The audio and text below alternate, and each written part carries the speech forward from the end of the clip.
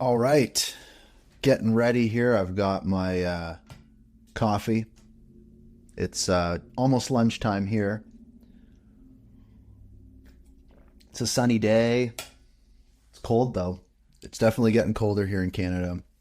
Um, our bedroom is up in a loft, and the heat has trouble getting up there, so it gets pretty freezing. So I purchased this like little fan that goes in the HVAC duct, kind of pulls the hot air up a little bit.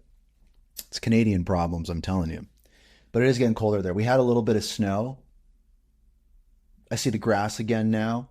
So we'll see what happens. I don't know how many days we have left of kind of fall weather until winter comes in full tilt. But yeah, definitely Canadian vibes over here. And it's crazy. This is episode 99, just kind of getting started here a little early, letting folks come in. Um, yeah, I mean, just a couple minutes ago, I took a minute and I was like, let me look at the HBAR charts just because there's definitely been a lot of excitement about Bitcoin and price action and this and that, and the 30-day HBAR charts look kind of cool. I mean, it's like a nice little ride up. Of course, you can't really predict what's going to happen, but I definitely see some like genuine excitement and euphoria in the community, and people putting out some wacky price predictions and stuff like that. So it's always fun.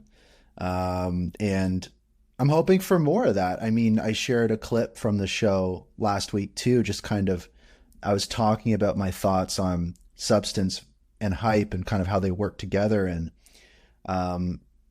really, my big realization heading into a new year and wrapping up this year is really understanding, when it comes to the substance side of things, Hedera, Swirlds, HBAR Foundation, Hashgraph Association, those folks have the substance stuff taken care of. It's their job and they do it better than anyone else. But when it comes to the hype side, I kind of said, it's we don't need to ration the hype anymore. I think that it's okay to get a little wacky, have some fun, and not get too stressed about the cents. You know, I think that when you have a network like Hedera that's so strong in fundamentals and so strong in the technology and also so strong in the governance, if there is any network that should be able to have some wacky fun and really hype themselves up, to be honest, it's Hedera, because we have the substance to back it up. Now, if you're a network, let's say, that doesn't necessarily have that substance to back it up, well, that's another situation. But to me, I don't think that this network is in a place where we have to worry too much about that kind of stuff, because if we're throwing some crazy hypotheticals out there, if we're sharing in a little bit of that euphoria and hype energy, not only do we have the substance to back it up, but that's just fun, that grabs the attention of other communities and I think is a little contagious. And sometimes it's what's expected in Web3. Like that's why people come to new communities, So anyways, quick thank you to, I got quite a few contributions to the show this week. Just some folks sending in. I'm just opening up a Diet Coke here, so pardon the. There we go. Yeah, had a few HBAR contributions come into the show with some nice memos, just kind of how they appreciate the show, all that kind of stuff. I think my favorite memo was somebody who obviously had seen the meme of the $350 HBAR. They sent me one HBAR and they were like, redeem it for $350. But I just appreciate the contributions so much. I mean, the show is made possible by people listening to it and supporting, so that means a lot. And also too, shout out to stuff like, I get these tweets sometimes, but at JJ Trulio 12 on X posts, just reshared the spaces and says, all the weekly HBAR alpha I need is on this show. Give a listen and you'll learn so much. And I appreciate people sharing the show. Yeah, we got a lot to talk about today. And I see a few people listening that I might want to bring up and ask a few questions to. So without further ado, hello from Ottawa, Canada, everyone. My name is Brandon Davenport, aka It's Brandon D. It's November 8th, and you're listening to episode 99 of the Hashgraph Enthusiasts Show, All Eyes on HBAR.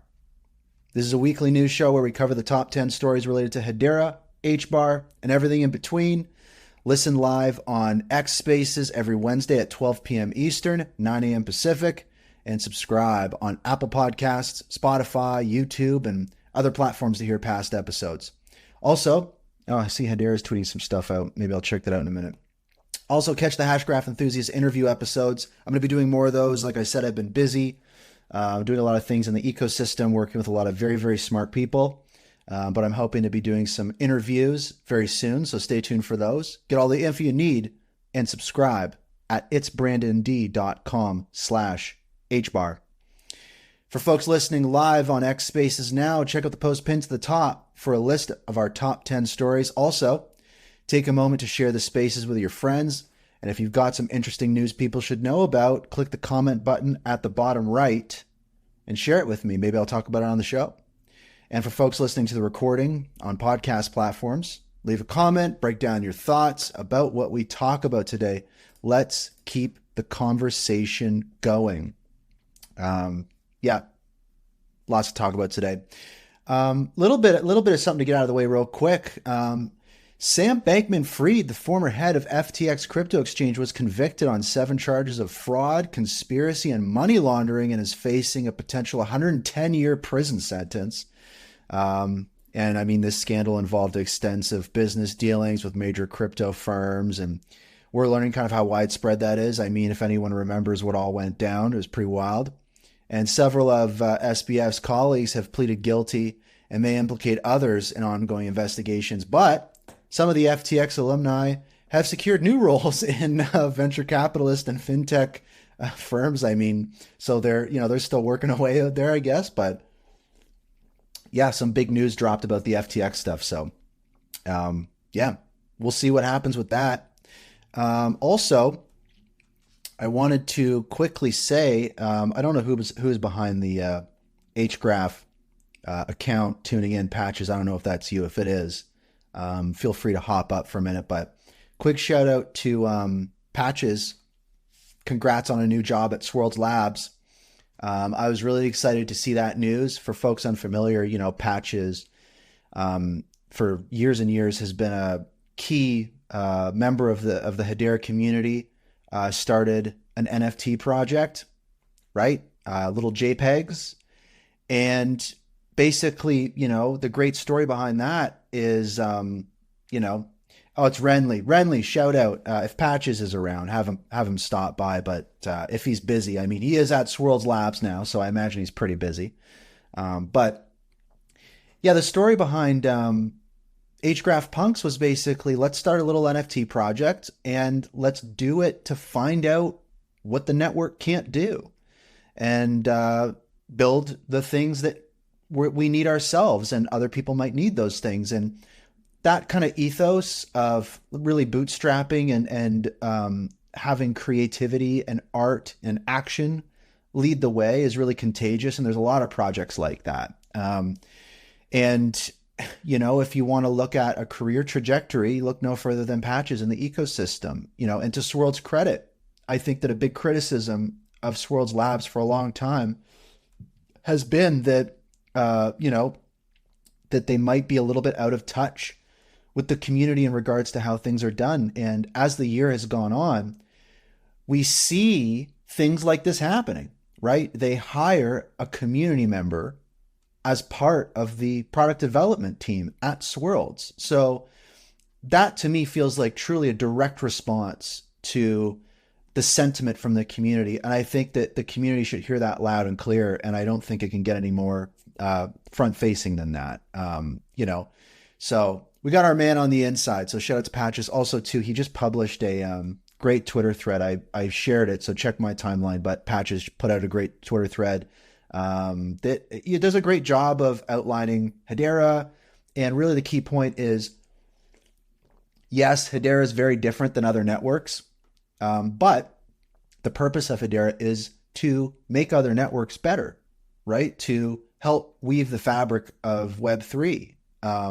Lehman Baird said himself, Hedera is a trust layer for the internet, right? Or for networks. So if you look at some of the criticisms the Hedera community has had of other networks in the past, like, oh, Solana can't keep time properly and goes down, or, oh, this or that. It's what this thread is really about is reframing the way we think about those things and go, well, there's a lot of really awesome stuff out there on all sorts of networks, and these are solvable problems. And Hedera can provide some of those solutions. And I just think it's exciting to kind of reframe the thinking about that and go, oh yeah, what if this technology was leveraged to make these other networks more performant? I think that'd be incredible. I mean, any network out there not doing well at this point early on in this industry is not good for Hedera. So I think that anything our community and this technology can do to improve other networks, the better, in my opinion. And we'll talk a little bit about that frame of thinking in our stories that we're going to talk about today. Also, too, quick shout out to Captain Hot Dog. I know the NFT ecosystem is crazy, but there was a cool little thing. Basically, he found a way to store NFT artwork directly on the Hedera network. So a lot of people talk about IPFS and is the storage permanent? And they talk about ordinals and how that is stored right on the blockchain. And so Captain Hot Dog basically was like, hey, I'll create a tiny 2-color image that's small enough to fit into the limited space available on the actual data of the NFT itself. And so it's not stored on IPFS. It's not stored even on the Hedera file service. It's right on the token itself. And you are limited to 100 bytes. But if it's a tiny little 2-color image, it's possible. So I tweeted that out as well. It's a cool little experiment. I think it's fun. People should read it, check it out. Worst case scenario, you learn a little bit about the network. I mean, what's wrong with that? So I want to dive into something juicy. Our first story of the day, big green candles and influencers.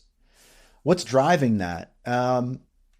This week, it was very exciting to see, and even into last week a little bit, volume on HBAR, up 100%. Price on HBAR over the last month, up 30%. Hype in HBAR, 10xing. I'm seeing people talking about $1, $2, $3 HBAR. And one thing that I like to see is in the past, something that I've seen that troubles me is you'll have these kind of exciting ideas, right? Someone goes HBAR to $10. And I've never seen people work so hard to prove why HBAR won't get to a certain price. And when I look at it from the outside in another community, I go kind of like, man, that is like a bummer vibe. And I get that there is a time to be realistic, but there also is a time to have some fun. Like there truly is no harm in having some wacky fun and making some funny memes, I don't think there's anything wrong with that. Because like I said, we got the substance to back it up. Hedera is doing a great job of that. We really just need to lean on that and just have some wacky fun. It grabs eyeballs and it grabs attention, and naturally people will learn more about the network. And, it's safe to say nobody knows what the future of HBAR price or the network looks like. Nobody knows. And we can rationalize everything until we're blue in the face and analyze everything until we're, dead tired. But I mean, at a certain point, you kind of have to go, it's fun. I dig it. And, we are seeing for example, accounts like at L Luciano _Bitcoin, 1 million followers tweeting out a thread about Hedera. This is a great example. In the thread, it's purported, they write, Hedera is partnering with Amazon and Walmart and all these different companies that, there are maybe some loose connections, and probably incorrect information. And previously in the community, I think the response would be from the Hedera community, this is wrong, that's wrong, this is wrong. But I'm seeing more now just, providing more information about the network and not trying to, that misinformation will be sorted out as people learn about the network. But, it's tough to get adoption and get, awareness about this network if, we have to stay on top of every single rounding error and grammatical problem, so also too, Scott Melker, huge Twitter account, tweeting out, looks like Hedera might be the next L1 to break out. Very well could be, very well could be not, but I like it. I mean, it's good to see. I mean, AJ writes crypto. I mean, people aren't maybe super, enthusiastic about BitBoy right now with all of the drama and everything. And I know AJ writes crypto is affiliated with BitBoy, but I mean, he's excited about HBAR. He's excited about Hedera. That's just genuine, earnest excitement. Good to see. And on kind of the fundamental side, I mean, it's like HBAR to the Moon just tweeted out today a screenshot from Metrica. And it shows, as we've been seeing these like little baby step functions in TPS on the mainnet. I mean, guys, we're rocking like 2,500 TPS average on the mainnet. That's nuts. In January, we were at 8, right? Hedera's revenue is growing at 10x year over year, right? So that's really, really exciting. And we're hitting max TPS of, 7.8 thousand. And furthermore, I was alerted recently about there was this like massive spike in TPS. People were reporting seeing like 29,000 or 15,000 TPS on the mainnet. I think I tweeted this out. And people were just sending me some screenshots and images and videos from the Hedera transactions website. Could have very well been a glitch. But it's worth noting that in the past, when there has been something like that, especially when I share it, representatives from, Swirlds or Hedera or whatever will, reply to my tweet or other people's tweets and kind of say, oh, this was a glitch. So I didn't really get any of that this time. So we don't really have confirmation that it was a glitch at all. Worth mentioning too, that Metrica, hasn't registered a spike to 5 digits. So that's something worth keeping in mind. But the Hedera transactions website was showing a TPS of, 15, 20, 25,000. I saw one as high as 29,000. So, it's, we get a taste of 5-digit TPS and really no confirmation one way or the other of whether it was real or not. And I mean, it's just, again, exciting. It's excitement. And I'm happy to see the community kind of embracing that. And we all know that you got to take everything with a grain of salt, and you have to, really think realistically about things when it comes to actually making investment decisions. But when it comes to like, creating a little bit of a party and having some fun, there's nothing wrong with that. If it's there, make people aware of it. Also too, like, another person in the community, Crypto Mason, who's been kind of in the Hedera community for a while, tweeting about HBAR more.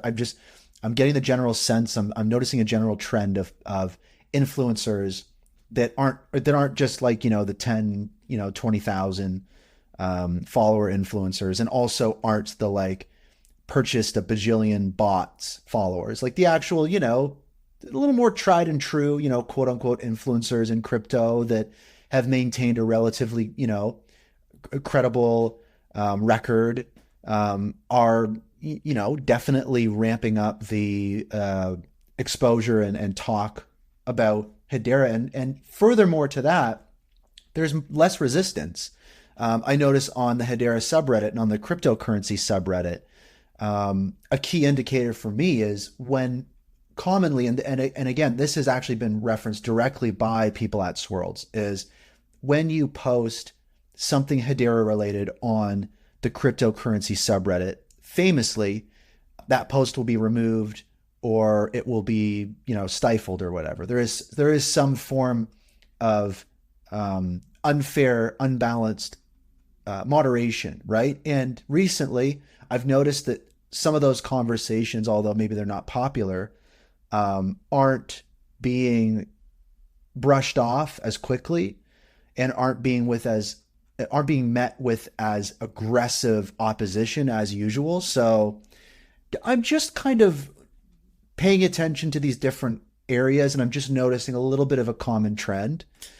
Also, too, Cointelegraph just a couple hours ago published a little report, not directly related to Hedera, but it was interesting to me because the article discusses the emerging, quote, crypto spring, which we've been hearing about, even from, Mance himself saying that, back in July, him saying it'll be about 12 months until we see a bull market. And the only catalyst to make something happen in a shorter time frame would be something from Wall Street, right? And we naturally think of the Bitcoin spot ETFs and different things like that. But the Cointelegraph article, touches on that crypto spring concept, the evolution of blockchain technology, and they focus on the development of the layer 2 solutions like Polygon to address scalability, but then also layer 1 blockchains, and obviously citing layer 2 solutions as addressing those pain points of scalability. That's one way to address it. Also citing, Ethereum's gas fees, as that can be prohibitive to people using that network for large scale use cases. Talking about protocol performance, just general performance of these L1 protocols that will, offer a much more fertile way for these use cases to grow than if you were to build them on, Bitcoin or Ethereum. And also touching on some of those emerging trends, right? Like tokenization, account abstraction. These are shaping the future. They're also, a lot of these conversations around TPS, the amount of transactions per second, the types of services that are offered, making it so enterprise don't necessarily have to interact with the network to leverage the network services, right? So for example, an enterprise being able to use the Hedera consensus service like a notary public, not having to necessarily buy HBAR themselves, but, utilize some kind of managed API service. Or for example, with Hedera's stablecoin studio, having a Oracle, the Axiom Oracle from Hashport, which is an enterprise Oracle that, again, doesn't require you to purchase a token. It functions as a simple SaaS product. So Hedera is mentioned briefly in the article, but again, a little bit of a trend where, and I've talked about this, many episodes ago, is a lot of these things that Mance and Lehman and also the extended team have been talking about since 2017. Those key talking points, those key subjects are becoming more and more prevalent in the broader conversation. And it's really exciting. And I mean, something else I want to do is just share a little bit of a tidbit from a trusted anonymous source that I received recently, and sharing some interesting information with me that I wanted to pass along with the community, but just in a way that respects the anonymity. So one thing shared is the topic of the governing council pipeline. And, I think I had an overreaction on the show, just reflecting on it in regards to kind of the 50,000 HBAR worth of bounty for someone to guide someone through the governing council, and that potentially being an indicator in regards to a struggle of getting new governing council members, all those different types of things. I think that in general, over the last month or so, the community has consolidated a sentiment around Hedera is struggling to procure governing council members and move them through that pipeline.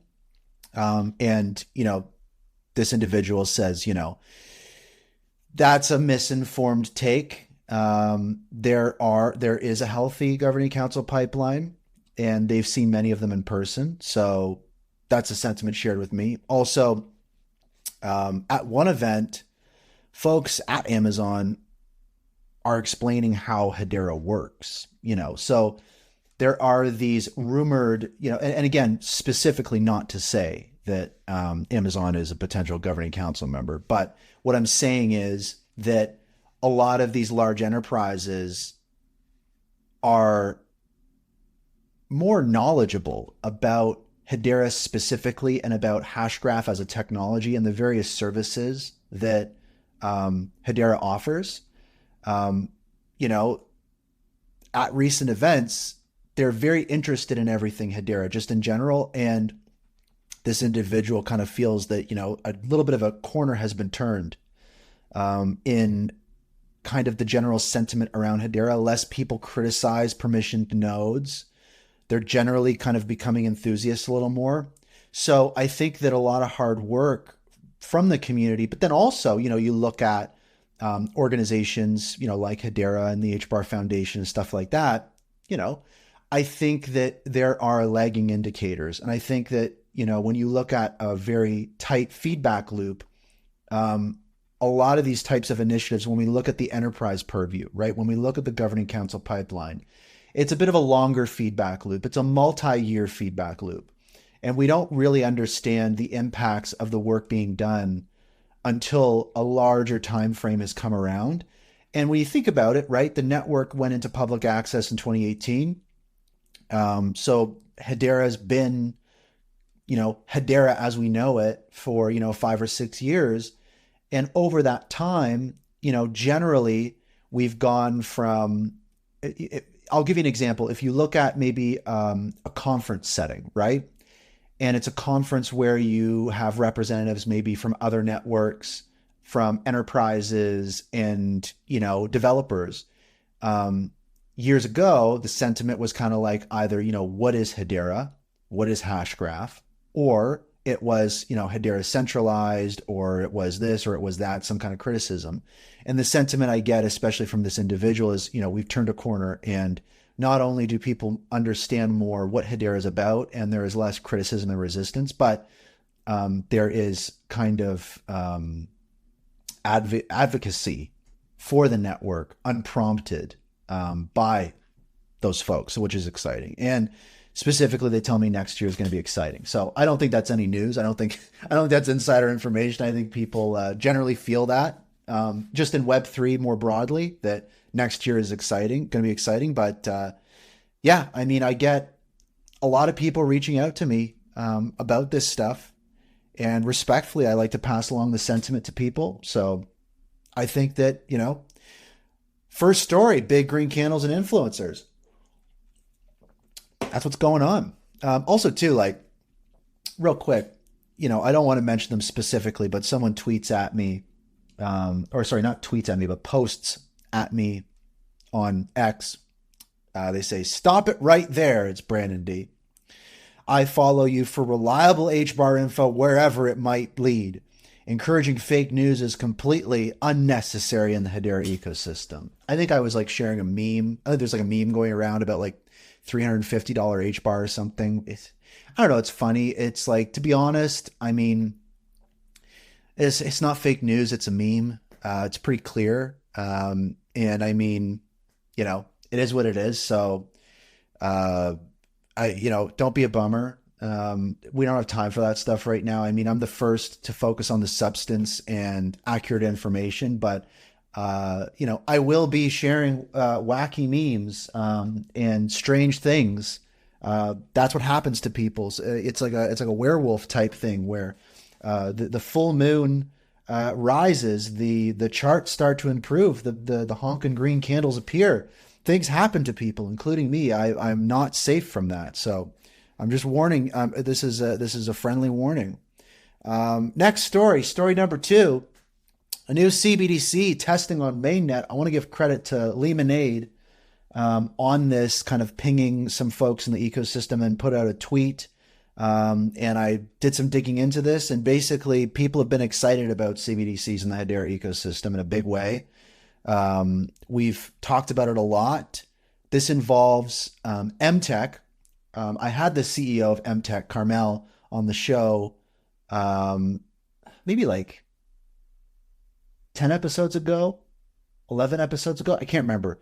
But anyways, it was a great conversation. Just a big revelation for me just in regards to CBDCs. But there is a hackathon between MTech and the Bank of Ghana.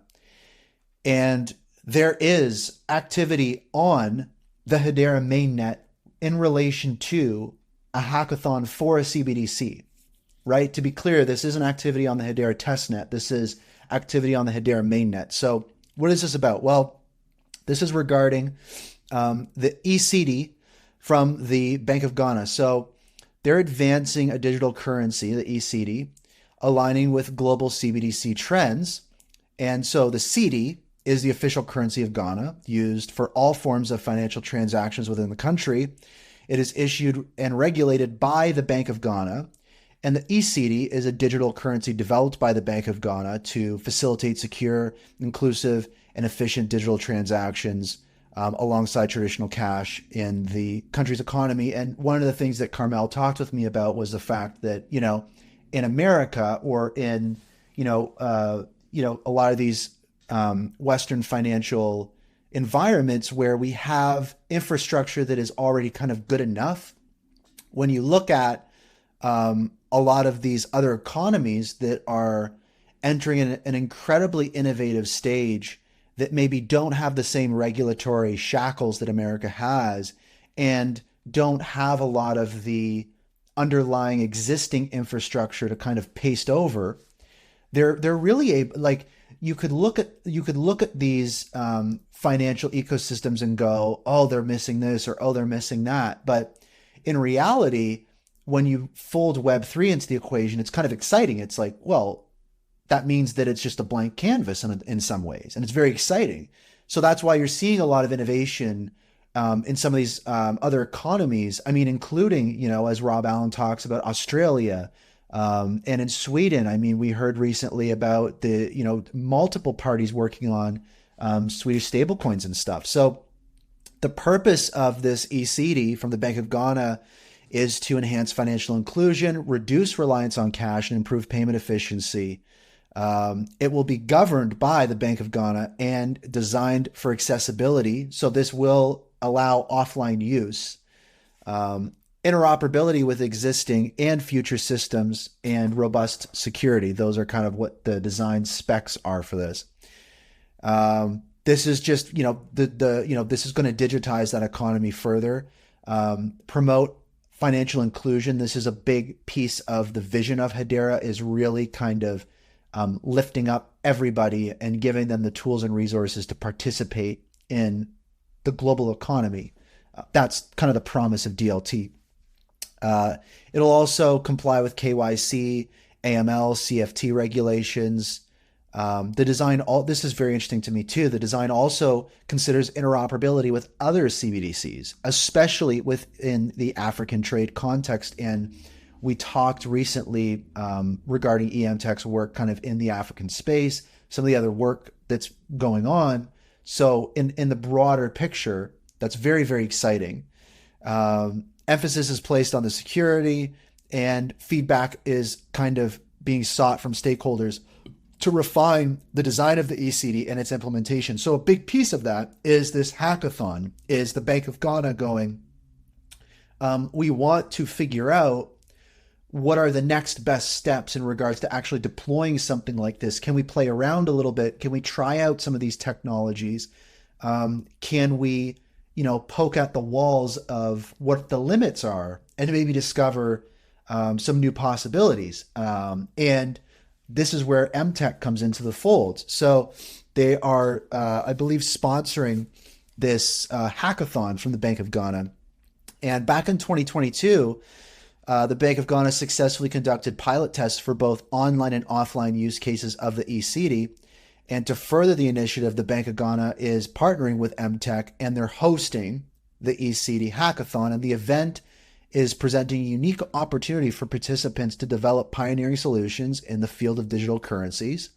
And there's a tweet from MTech that said, quote, "From paper to digital cash, what challenges will the Bank of Ghana solve for Ghana with Web3-based eCD?" So seeds are being planted, and that was very exciting to see. And we've seen this quite a bit, right? We've seen these hackathons and these proof of concepts, and it's very exciting, especially as it pertains to Hedera, right? Because when you see, a use case like MTech involved in this, you naturally go, well, Hedera is a component of this.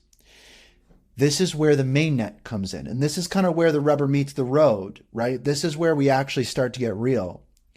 And Lemonade on Twitter tweets out, "The Bank of Ghana appears to be doing some testing on the Hedera mainnet with MTech. The Beyond Cash eCD mainnet token IDs are 0.0.3859074 and 0.0.3859086. You can look at it. There's a screenshot from Hashscan, which is showing, there are tokens on the mainnet that are being minted in relation to this eCD project.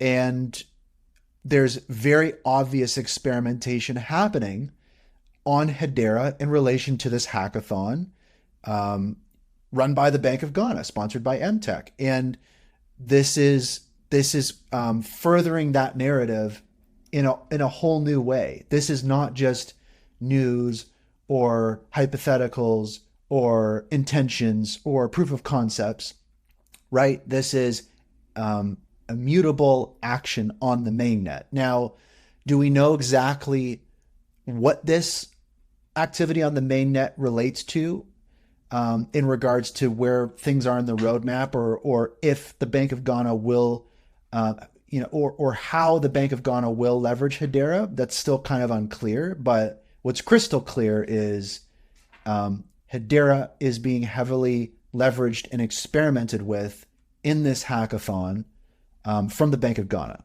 So that's very exciting. That's the news there, and something to keep an eye on. If you are excited about CBDCs, keep an eye on that. And when I say keep an eye on that, I say keep an eye on the Hedera mainnet.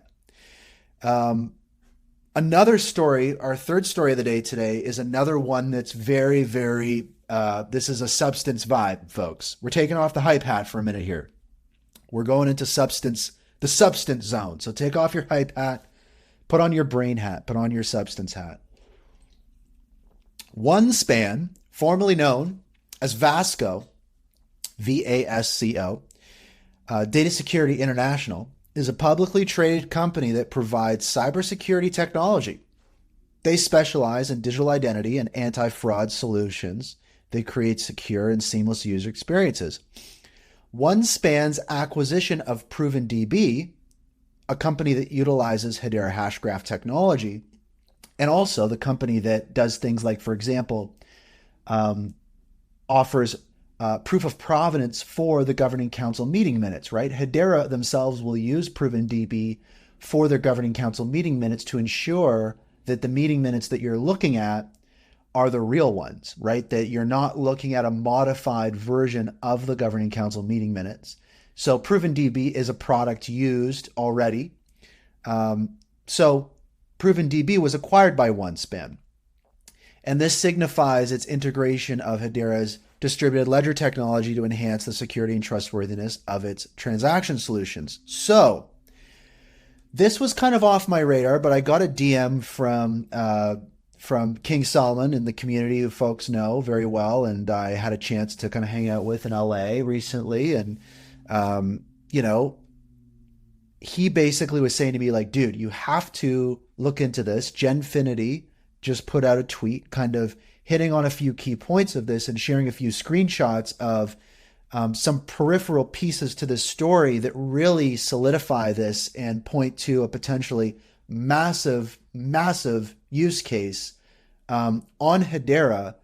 And we'll dive into this a bit. So the tweet that Ryan sent to me, that King Solomon sent to me, was basically a few bullet points, some screenshots, and linking out to a few things. So what I did was I looked into this further, provided a bit of context, and we're going to talk about it. So the first element of the tweet from Genfinity said, quote, OneSpan equals 50% of the top 100 global banks.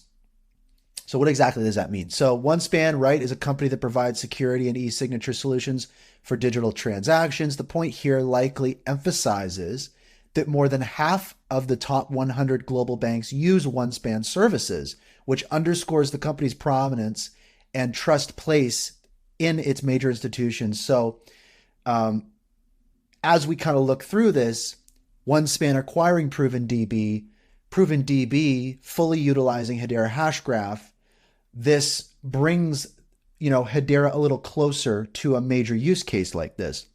The next point was 100% a digital identity play. So what does that point in the tweet mean? Well, this highlight suggests that OneSpan solutions are entirely focused on digital identity security.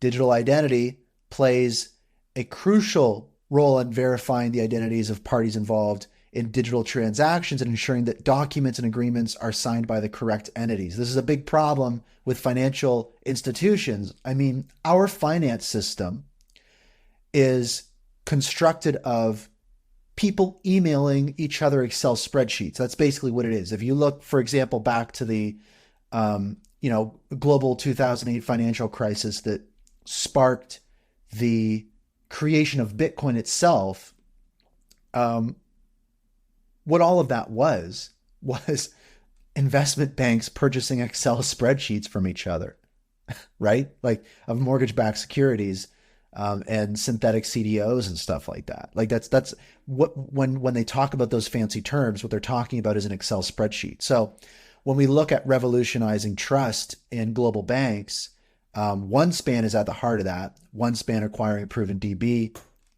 You get what I'm saying? The next point on that specifically was Genfinity saying, quote, OneSpan acquired by ProvenDB, brackets Hedera. So the articles, and when I say articles, there's press releases, right? There is blog articles, all these different types of things. They mentioned OneSpan acquired ProvenDB earlier this year. ProvenDB is a company that offers blockchain-based secure storage solutions on Hedera. And again, that's kind of what this is about, is illustrating how close Hedera is getting to these types of use cases. Now, this was the most interesting point from the tweet, quote, patent equals Ethereum / Hedera for service. What does that mean? Well, the point is referring to patent US 116.89374B1, which involves using blockchain to provide its services. It's meaning OneSpan, aka ProvenDB. The patent was granted July 27th, 2023. And a side note that I learned from this is OneSpan is Canadian. On the patent, OneSpan is listed as a Canadian company. So if that's true, I don't know if that's true. Kind of a vibe. I kind of dig it. The next point in the tweet was, quote, default equals Hedera. Kind of cryptic. This actually suggests that Hedera is the default blockchain infrastructure for OneSpan services, particularly after the acquisition of ProvenDB. So another little thread coming in here, right, is OneSpan works with over 50% of 100 global banks. They're a digital identity play. They purchased ProvenDB, and this is in regards to proving digital identity for document-related and signing activities, and Hedera has been made the default infrastructure for these services provided by OneSpan, according to these articles and patents. So very interesting. Another point made in the tweet was, quote, ProvenDB CTO, now OneSpan enterprise architect. So basically what that means is after the acquisition of ProvenDB, its chief technology officer, CTO, has taken the role of enterprise architect at OneSpan, right? So the connective tissue of these two companies continues to merge and roles change. And this role would involve overseeing the integration and architectural design of OneSpan's enterprise solutions. So very powerful stuff there. And the last point in the tweet was, quote, service integrated in TX cloud, bracket, base of all services, end bracket. So I think TX cloud could refer to OneSpan's transaction cloud, which is the fundamental platform of all OneSpan services. So that's not Hedera related. But when we look at that, we go, okay, so OneSpan has this transaction cloud that all these kinds of things run through. And if we're talking about integrating this ProvenDB acquired service into this transaction cloud, inherently that means that Hedera would be leveraged for that. So the integration of the service mentioned could imply that Trust Vault or other blockchain-based services or Hedera are now fully integrated in OneSpan's cloud infrastructure, which is the base for all of its digital transaction services. So all these kind of pieces cascade in a way that really lead you to kind of one conclusion, that is, oh, Hedera is being, could in fact be leveraged by, over 50% of the top 100 global banks to provide proof of identity in regards to the signing and movement of documents, which when you expand upon that is pretty incredible when you talk about change within the financial system. So very cool stuff. Now, the patent, there's an image in the patent that I found interesting, and I'll describe the image. It's a classic patent image that is a little bit goofy. Looks like it's out of some kind of comic book from a bad dream. But anyways, the image from the patent labeled Figure 3F, it shows a user interface for a verification system. The far left side of the displays a section titled Verify, with the status of verified for an uploaded image of a person holding a piece of paper with a QR code and a date. On the right side, there's a proof section with a tab for info and certifiable JSON, indicating the proof can be provided in a JSON format, which is a common data interchange format. Below, this is an excerpt of a certified blockchain proof from ProvenDB, referencing Hedera Hashgraph specifically. This certificate provides proof that the proof of identity request has been anchored to a blockchain, aka Hashgraph, with a specific transaction ID and timestamp details. So basically the overall context here is demonstrating a system for verifying identity using blockchain technology, where the verification status and the cryptographic proof of the transaction are provided to the user. So in the patent, they illustrate this, and it's exciting to see in the patent itself, Hedera Hashgraph highlighted specifically in these illustrations, and most notably Figure 3F. So there's a quote here as well in the kind of press release and blog article kind of put out in relation to this, and kind of cited by Genfinity in these tweets. So quote, as partners of ProvenDB and users of Trust Vault, we are excited to see the integration of Trust Vault into the OneSpan portfolio, said Christian Hasker, Chief Marketing Officer at Swirlds Labs. AI, quantum computing, and other emerging technologies are creating unprecedented challenges to the trustworthiness of all forms of digital information, including digital agreements. No one security vendor can do it all, but some are clearly leading the pack. We believe that OneSpan Sign combined with Trust Vault will set a new standard for the individuals and enterprises relying on the long-term viability and integrity of digital agreements and e-signatures. So basically the significance for Hedera Hashgraph is that OneSpan's adoption and integration of its technology through the acquisition of ProvenDB represents a validation of Hedera's distributed ledger technology, potentially increasing its adoption and visibility in the financial services industry among enterprises seeking secure, scalable blockchain solutions. So that's basically the gist there, is it's like through the acquisition of this company, this patent, this news is just a major vibe. So I dig it. I like it. And thank you and shout out to King Solomon for the ping on this, just because this is big stuff that wasn't on my radar initially. I didn't know about the acquisition. Now I do. Quick pit stop here just before we get on to the fourth story of the day. The Hashgraph Enthusiasts Show averages about 500 listeners every week on Spaces and hundreds more on podcast platforms. And over the years, I've covered every major Hedera news event, unpacked almost every juicy rumor, and hosted countless in-depth discussions with important figures in the Hedera ecosystem. And I've been able to do it all live with you guys. If you'd like to support the show, consider making an HBAR contribution like many folks in the community have been doing. Even a few bucks add up. You can send a contribution using your Hedera wallet, and I will pin a post to the top of the Spaces with the info and a fun GIF. I like that little GIF of the dog. And the full Hedera address can also be found in the show notes and YouTube description, all those different types of things. Get all the info you need about the show at itsbrandond.com/HBAR. And you can leave a rating and review for the show on Apple Podcasts, Spotify, Google Podcasts, all that kind of stuff. Leave a comment, subscribe, all that stuff. That really helps too.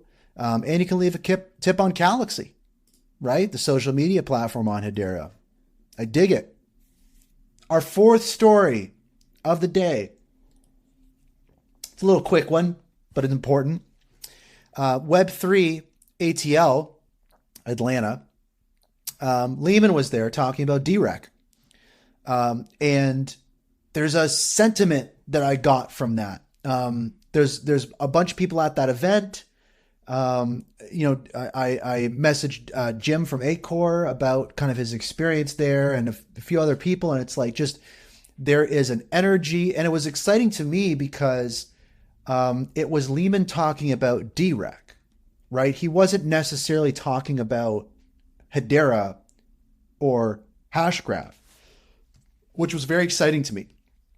He gave a talk on DeRec, and it's fascinating because, for folks unfamiliar, DeRec, decentralized recovery, is a novel technology developed by Swirlds Labs that will solve the problem in Web3 and crypto of losing your private keys. The benefit of private keys, of course, is that when you have your private keys, nobody but you can control your account. But if you lose your private keys, there's no way to recover them. So what DeRec does is it's a new infrastructure and technology to make it so if you lose your private keys, you can go to your helpers, and each of your helpers has a piece of your private key. And if you go to them in person, you can recover your private key. But none of your helpers would be able to construct your private key. Only you would be able to. And that's the first use case of DeRec. You can also think of, for example, when I got married earlier this year, my wife and I had to go bring ID to the government office and prove our identity and all these different types of things. And you kind of go, oh, what if my passport expired, or what if this, or what if that? And you think about DeRec as well. Oh, here's a new novel way that I could go to a helper, right? AKA the government or my bank or my neighbor or a family member, and be able to get information that I need to prove my identity. Or if I, for example, lose my passport or lose my password or something like that for a website or whatever it might be. It's also a novel technology that goes beyond Web3, beyond crypto. So the other side to this too is it's not just a technology, like I said, for Hedera. It could be used for Ethereum. It could be used for Solana, for Cardano. And from a technology standpoint, we can all see the excitement. But of course we go, well, what does this mean for Hedera if it kind of doesn't have anything to do with Hedera? If Swirlds Labs and Lehman bring this technology that is of such incredible value to the Web3 space and to the broader world, that puts so many eyeballs on Swirlds Labs, right? And on Lehman. And those eyeballs quickly shift to other projects that Swirlds Labs is involved in. including Hedera Hashgraph.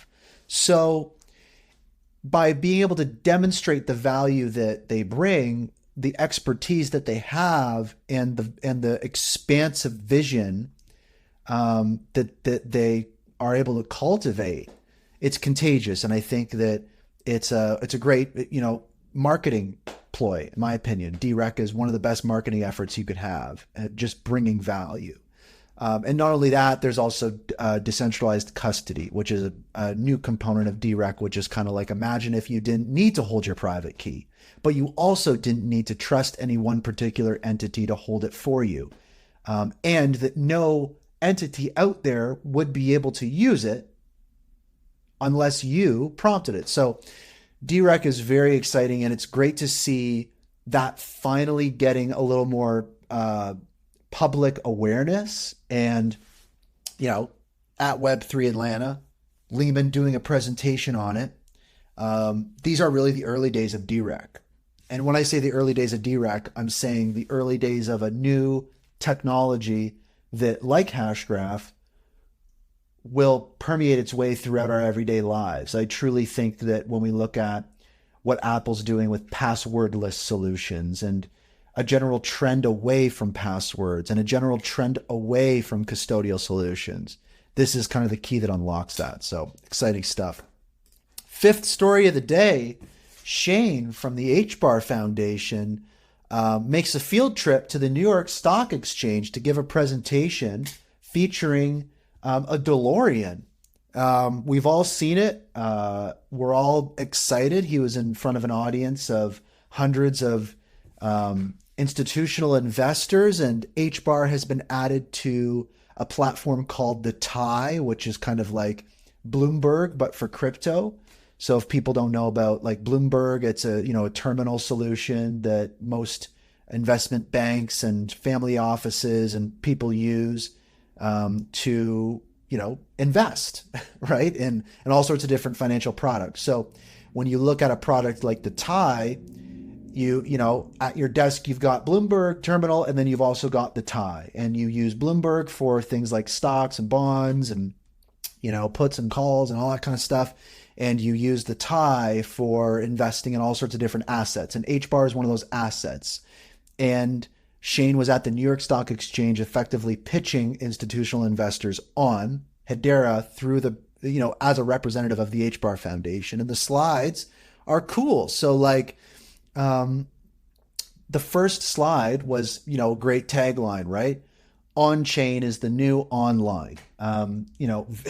As a person in Web3, I read that and I'm like, okay, boomer, duh. But when you look at the audience of let's say institutional investors and people maybe a couple degrees removed from Web3 looking to maybe ride the wave of adoption and invest in some of these things without necessarily opening a Hedera account, that's a very appealing hook.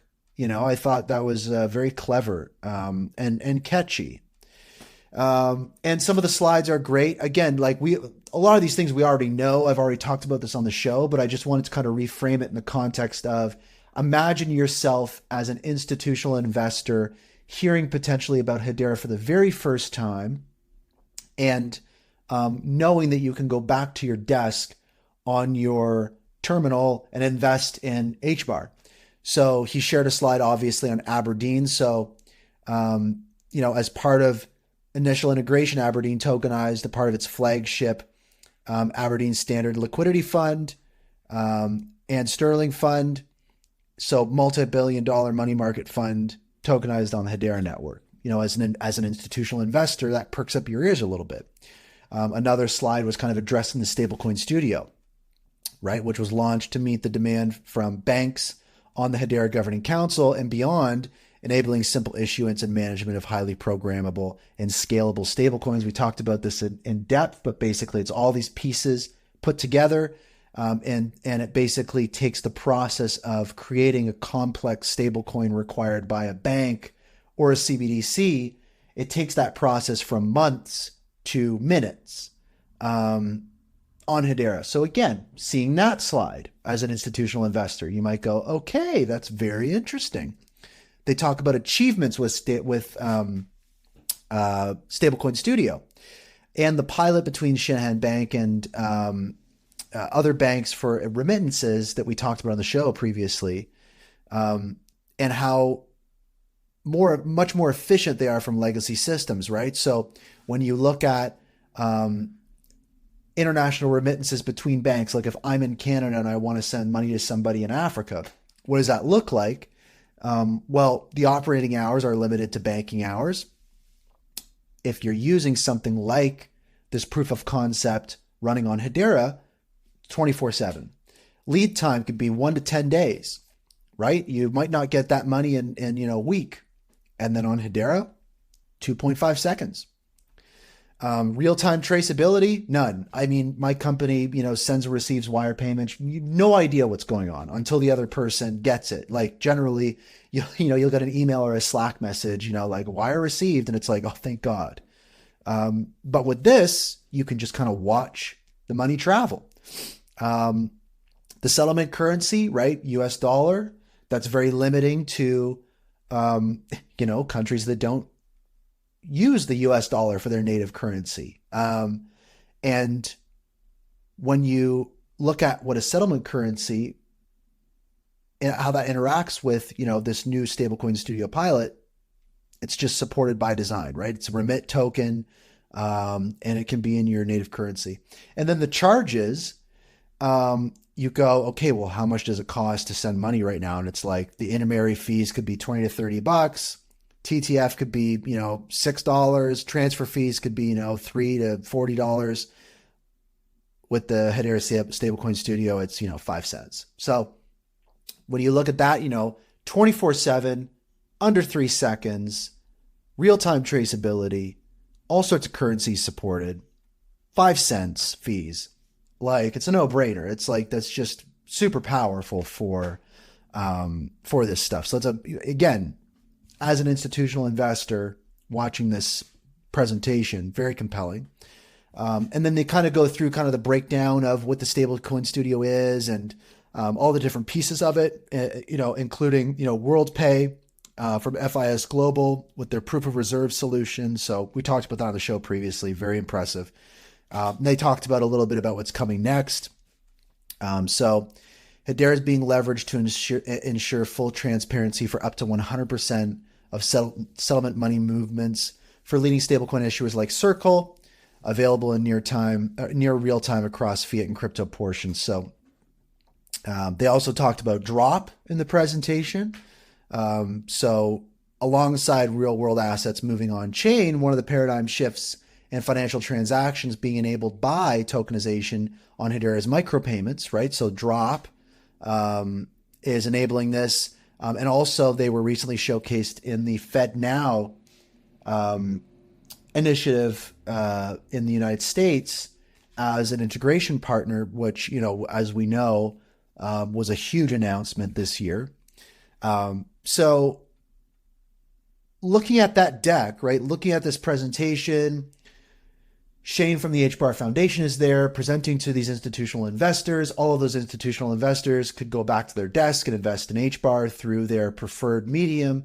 Like, it's very interesting and compelling to me. And Elaine from the HBAR Foundation tweeted 3 days later, quote, focus of the week, follow up from last week's institutional meetings. So obviously there is follow-up happening. And it raises the question in myself, but I've seen other people say this, is kind of like, well, coincidentally, after that presentation by Shayne to these institutional investors at the New York Stock Exchange, we saw substantial price movement in HBAR, not directly in relation to Bitcoin, right? Because commonly when we see any significant price appreciation or movement or volatility in HBAR, it's generally mirroring Bitcoin and other altcoins. But that wasn't the case with these recent price movements. It largely was Hedera kind of making some moves on its own a little bit. I wouldn't say decoupling, but it wasn't following Bitcoin. And so taking off, I'm taking off my substance hat now and putting back my hype hat on. I kind of go, well, did these people at that presentation go back to their desk and buy HBAR?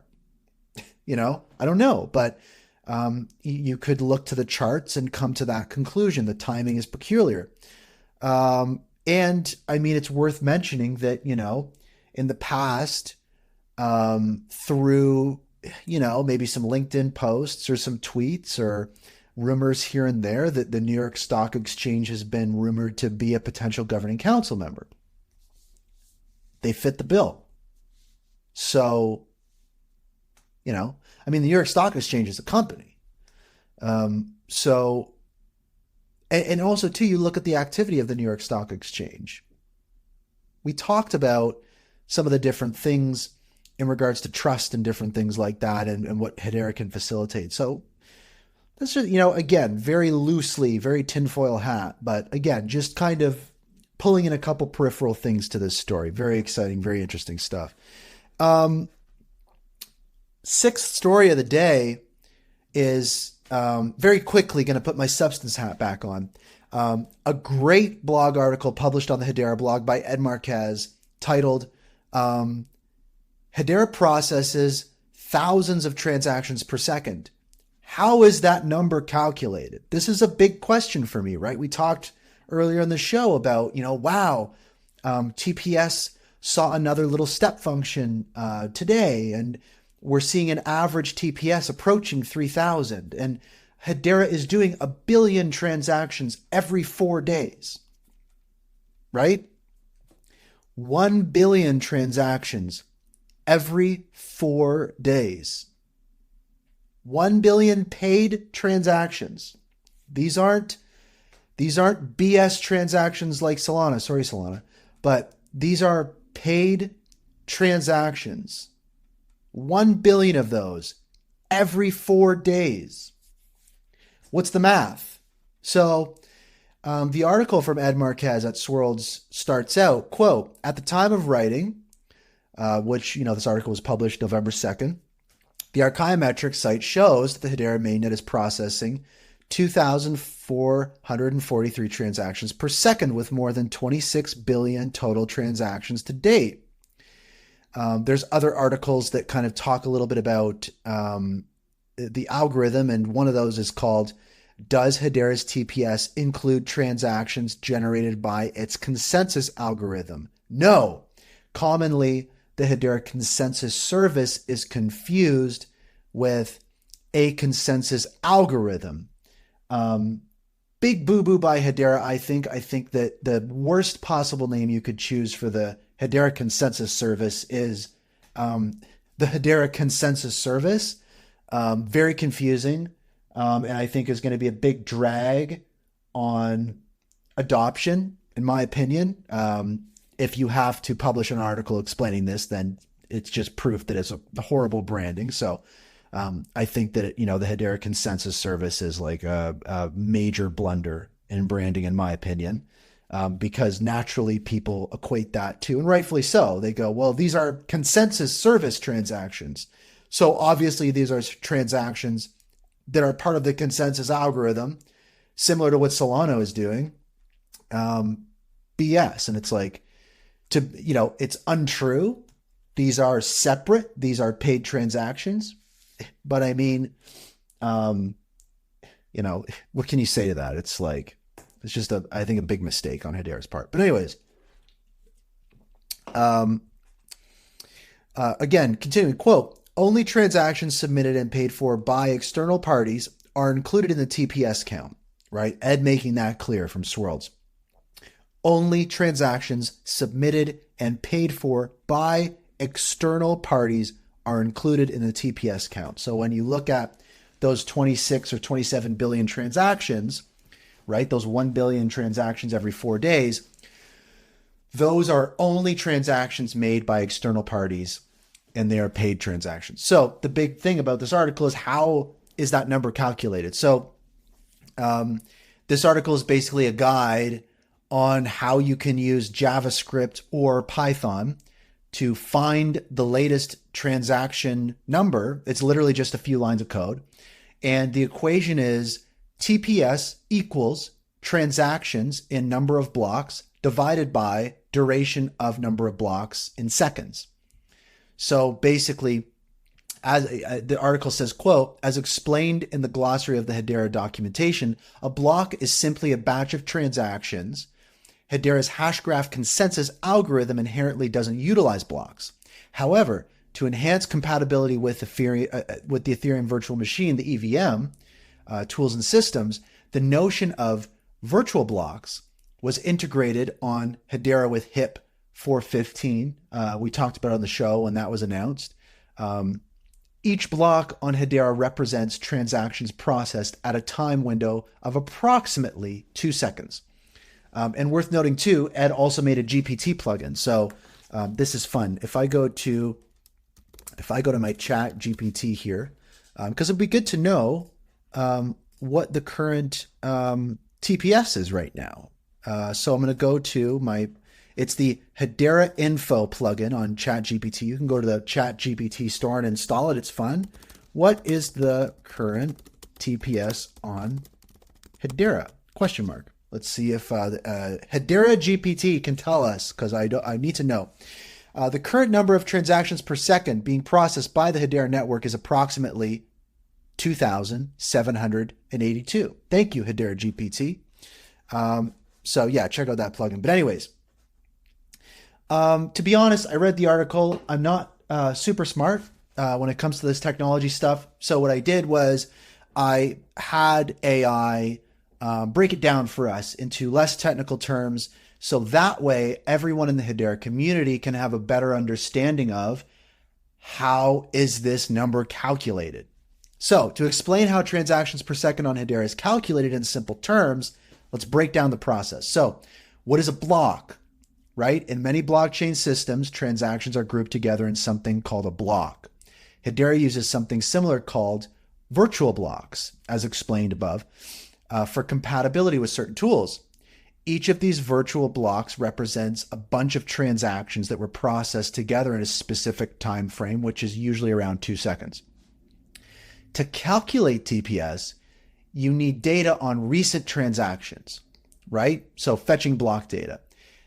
This is like getting a receipt that shows how many items were processed, in this case transactions, and how long it took. So then you have to add up the transactions. So imagine you have a list of receipts, right? Blocks, each showing how many transactions were processed in that approximate 2-second window. You add up all the transactions listed on your receipts to get a total number. And then you calculate the duration. So you look at the time when the first transaction started and when the last one ended. This gives you the total time it took to process all of those transactions that you've added up.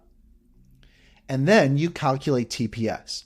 So finally, you take the total number of transactions you've added up and divide it by the total time it took to process them.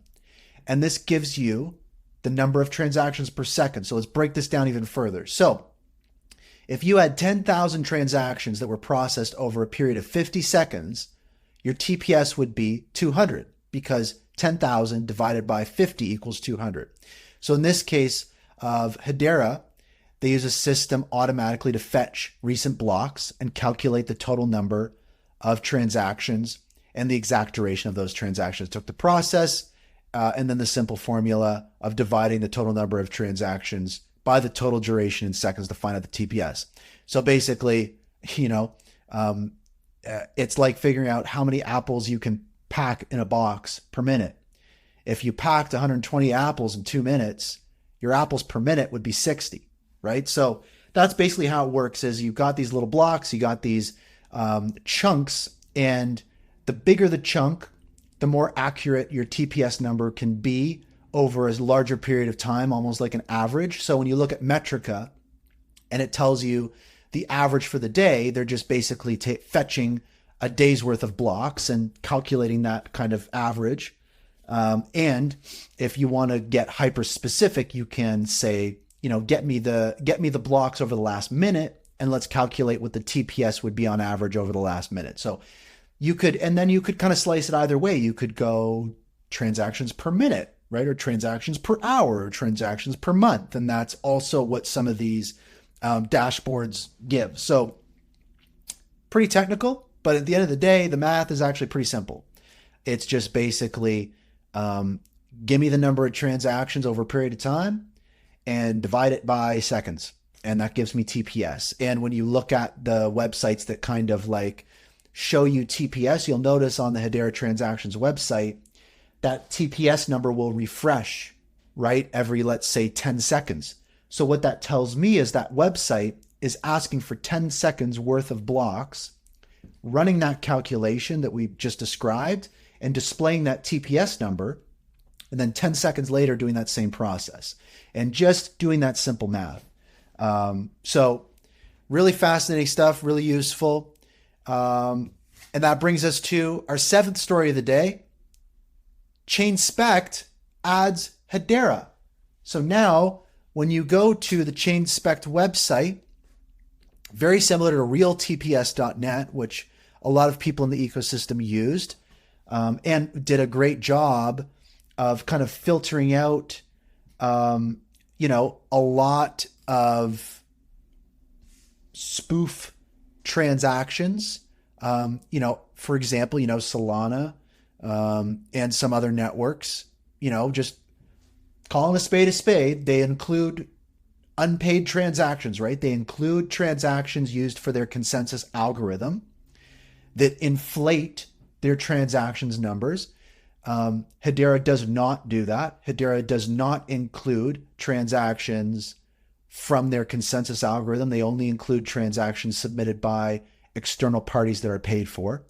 So Hedera on the Chainspect website, 2800 TPS. That's the same that Hedera GPT told me. And Solana's at 436, BNB is at 30, Polygon's at 28. So clearly, Hedera continues to be the reigning champion of TPS.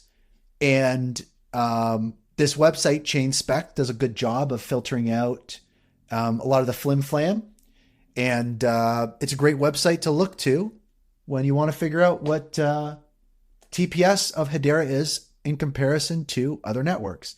And really, if you're talking to people about Hedera and illustrating how Hedera stacks up from a transaction standpoint comparatively with other networks, this is a great website to start that conversation. So check it out. Our 8th story of the day, I already talked about.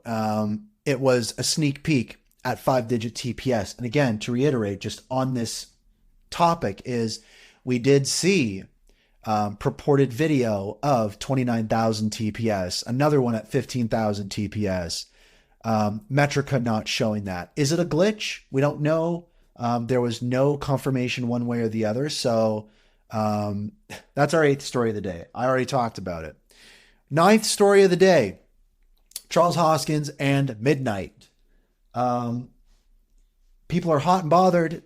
Charles Hoskins has created a L2 that feels a little bit like a copy of Hedera. So what does this mean? That's the headline here. Charles Hoskins, very smart guy, founder of Cardano, and does a lot of good for the Web3 ecosystem. Very famously, a staunch critic of Hedera. And when asked in years past to look into Hedera, he said, I don't care about Hedera. Hedera is patented, it is closed source, and it is useless. Anything that is patented or closed source, I don't care about, I don't look into, I haven't read the white paper. Phooey. So, as we all know, Hedera is now open source.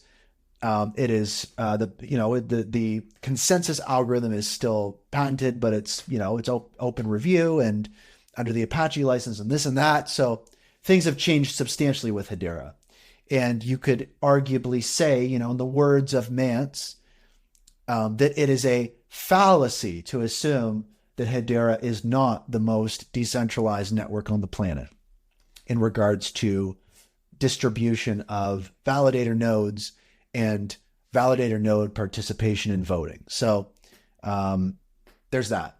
Now, loop back into Charles Hoskins. What's going on? What's new? So he's launched Midnight, and Midnight is a network that definitely feels to me, well, I'll read a quote first. So there's an interview from Charles, and he was asked about Midnight and kind of what pain points does Midnight address. And a quote from the interview is from Charles, quote, "One of the biggest problems for Fortune 500 adoption is that you have price spikes in fees. You wake up and something is suddenly 5 times as expensive in a week. How do you get big Fortune 500 companies and everyday businesses to come and use your network like a cloud product if you have no price predictability? Amazon Web Services doesn't call you up and say, hey, yeah, we messed up really bad and all your hosting fees are going to be 3 times as expensive for the next week. You'd be like, okay, I'm going to immediately move to a different host. And so to me, that, that's definitely sounds familiar to kind of what Lehman talks about, what Mance talks about. And it speaks to the pain point, right? Of, in a bull market, especially Ethereum network fees skyrocket. And if you look at, as Charles says, a Fortune 500 company or a major enterprise or a government or what have you, especially if they're, like Avery Dennison that need to process thousands of transactions per second, or like IBM will need to process hundreds of thousands of transactions per second.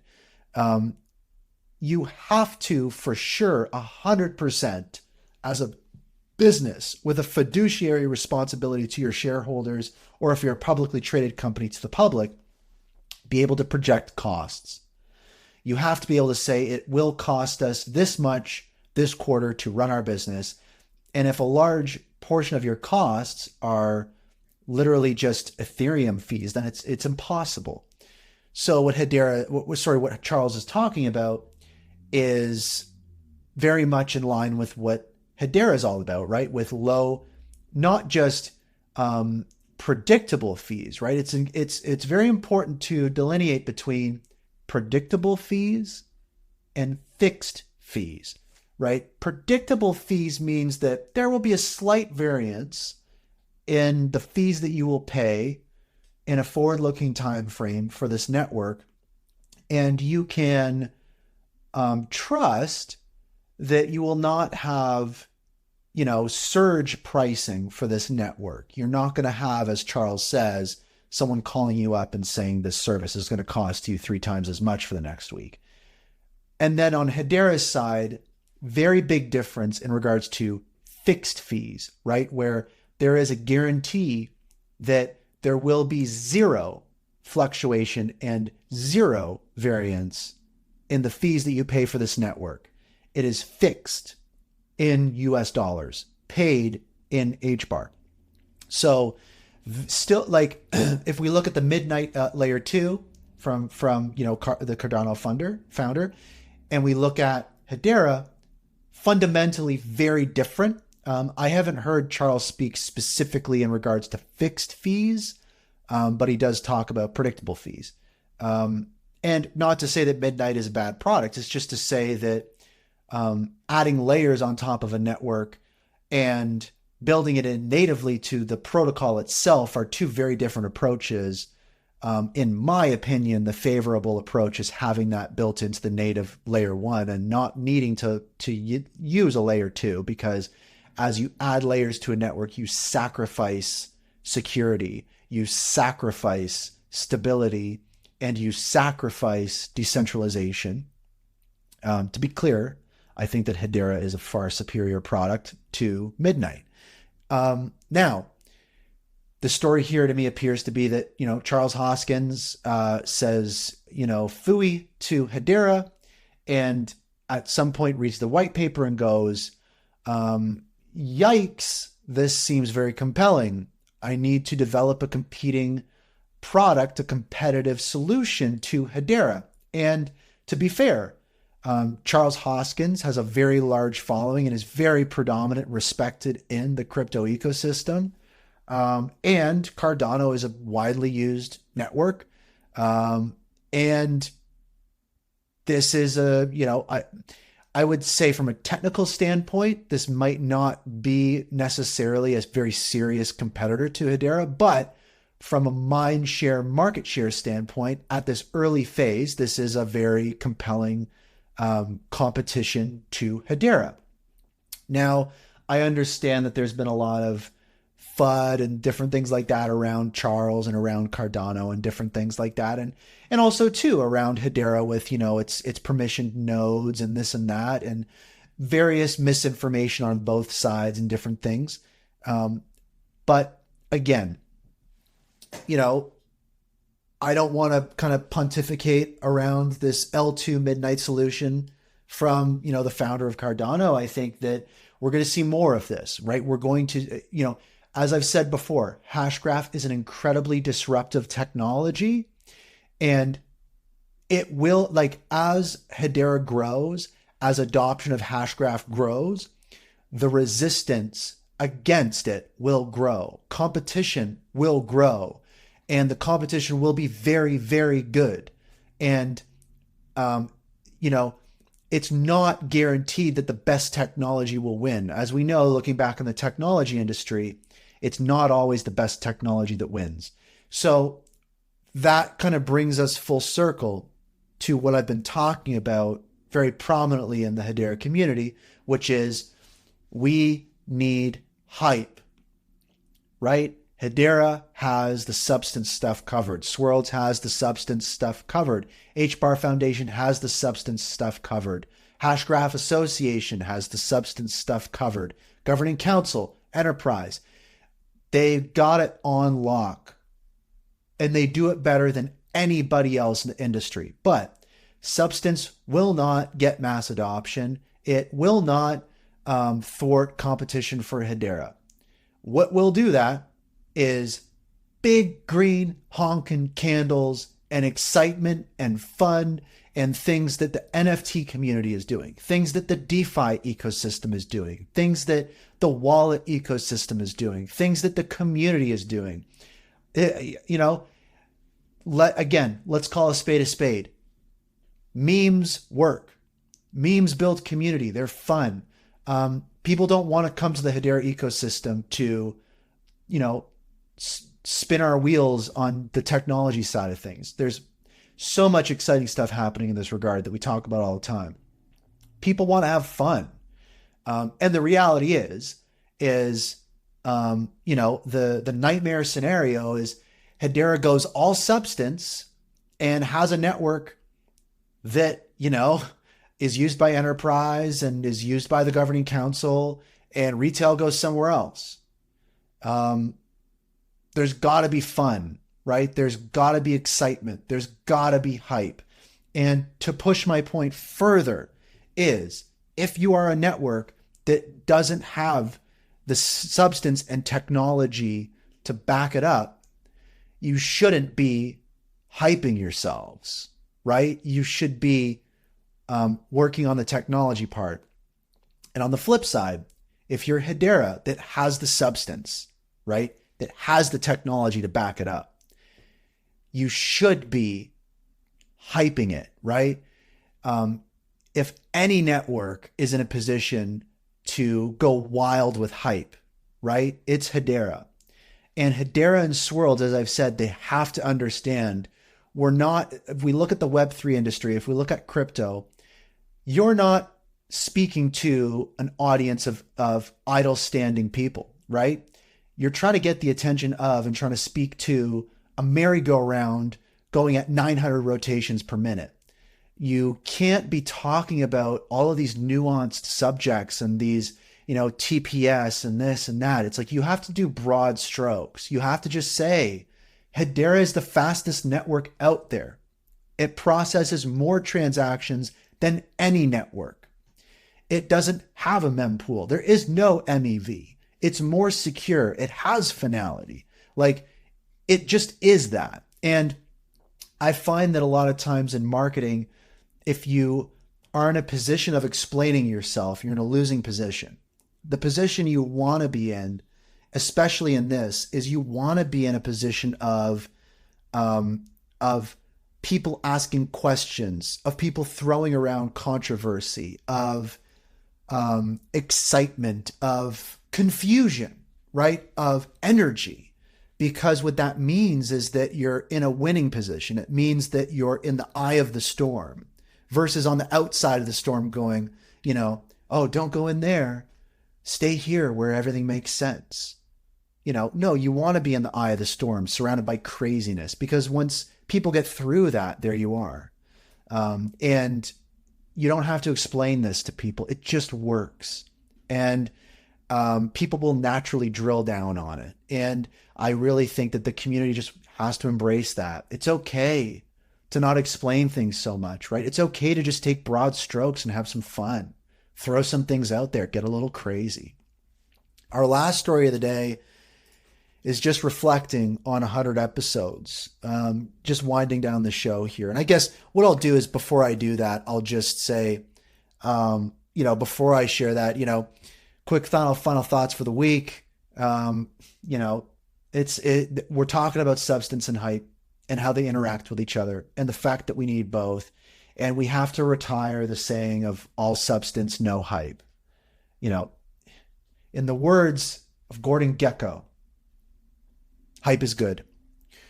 So I want to give a huge shout out to everyone listening live right now on X Spaces, and a shout out to everyone listening to the recording on Apple Podcasts, Spotify, YouTube, and an extra shout out to all the supporters of the show.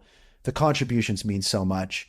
Reflecting on 100 episodes. I mean, I ran the numbers. I spend about 350 hours, over 350 hours a year, on this show, doing research, producing the show. And it's a lot, but I get a lot from this show. I started this show in October 2021 on Clubhouse, before, Twitter Spaces was around. And, I think that for me, the show's been through so many different changes. Like, if you go back and I'm going to try to figure out how to get a lot of those early episodes, right? And I'm talking like episode, 1, 2, and 3. It's night and day. I started doing this show for like 12 people. And the purpose of the show for me, I do the show for myself. I do this show to really hold myself accountable in staying up to date with this ecosystem, growing my knowledge, understanding what's happening, cultivating my investment thesis in HBAR. And because of this show, because of support from the community, I've been able to really, it's safe to say it has changed my life in a big way. Hedera, this ecosystem is at the heart of everything I'm about: art, technology, and it's just made me a better person. Not just, knowing about these technologies and how it'll affect the future of our world, but just myself, my own career, who I am, how I see myself, and a lot of the work that I've been able to do. And that directly relates to this show. So as I, head forth into episode 100 and, publishing over 200 hours of news and interviews, I just want to say thank you to the whole, Hedera community and everybody who listens to this show. There's thousands of people who listen to this show, and it just means so much. And all the guests that I've had on the show, I can't wait for what's ahead. But for episode 100, I'm going to be recapping the last 50 episodes. I'm going to be doing something really, really important for episode 100.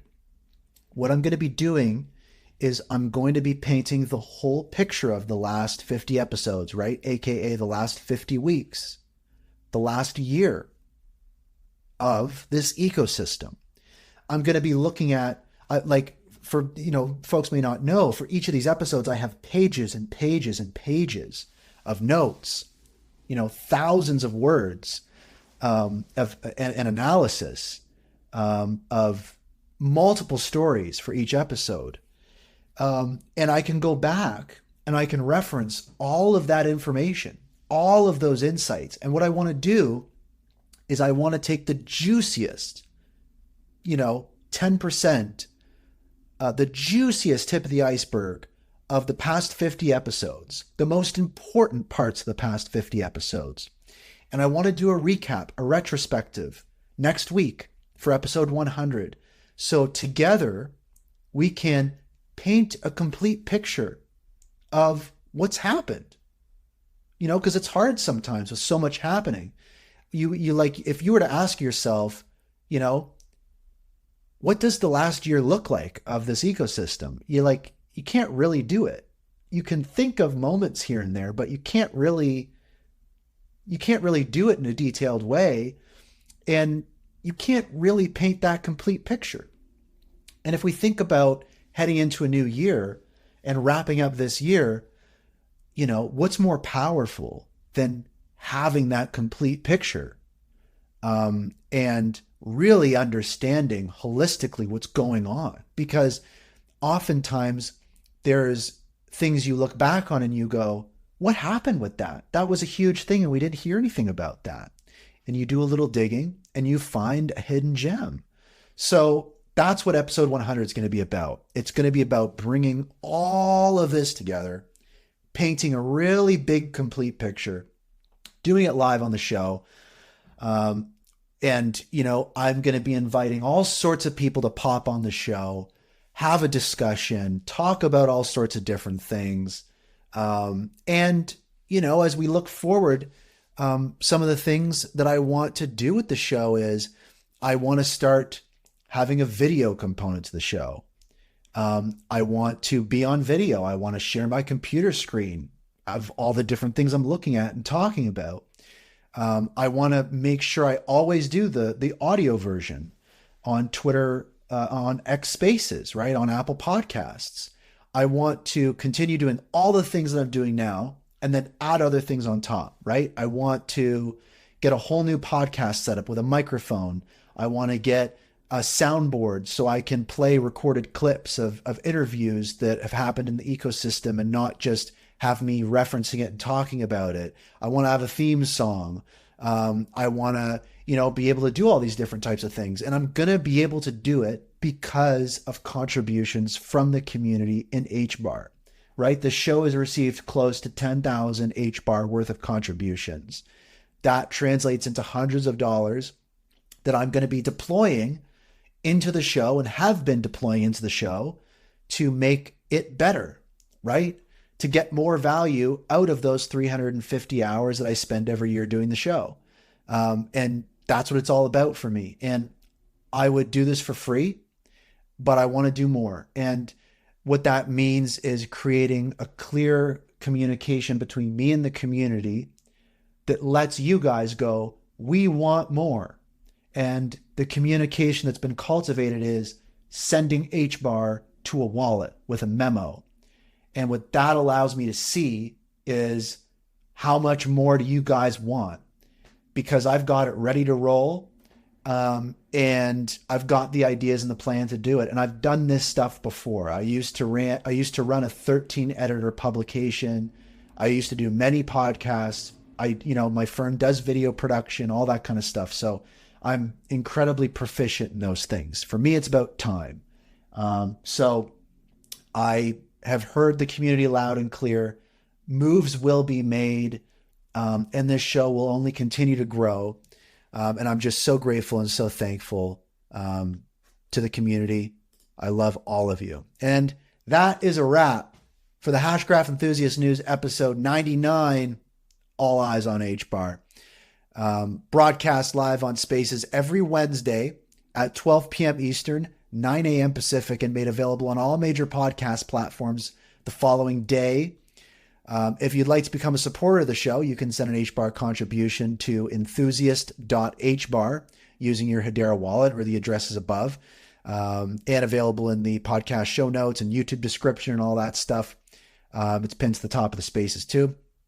Get all the info you need about the show at itsbrandond.com/HBAR. And I'll see you next Wednesday for episode 100.